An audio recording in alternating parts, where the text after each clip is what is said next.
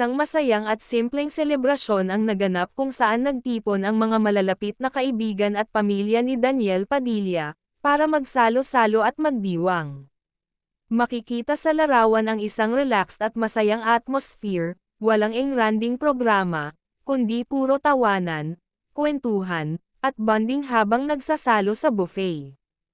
Ipinapakita ng okasyong ito na hindi kailangang bongga ang selebrasyon para maging makabuluhan. Minsan, sapat na ang presensya ng mga taong mahalaga sa buhay upang gawing espesyal ang isang araw. Isang patunay na ang tunay na saya ay hindi nasusukat sa laki ng handaan, kundi sa mga taong kasama mong nagdiriwang.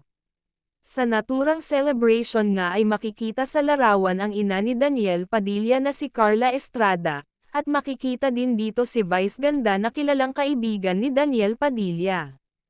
Mukhang kuha ang mga larawan na ito noong holiday season kung saan, ay makikita din ang ibang mga bisita, at makikita din ang girlfriend ni Daniel na si Kyla Estrada kung saan, makikita ang larawan ng dalawa kasama ang dalawang bisita.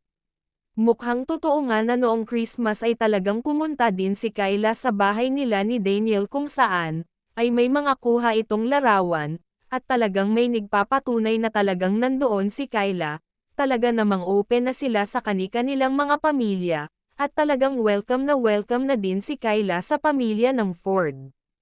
Sabi ng isang source, na ang naturang pagtitipon pala ay isang house blessings ng Ford kung saan, ay lumipat na ito sa kanilang bagong bahay, at may iba pang celebrity na nandoon din sa naturang salo-salo pero hindi na nakunan ng larawan, dahil mas nakafocus kasi sa dalawang lovebirds.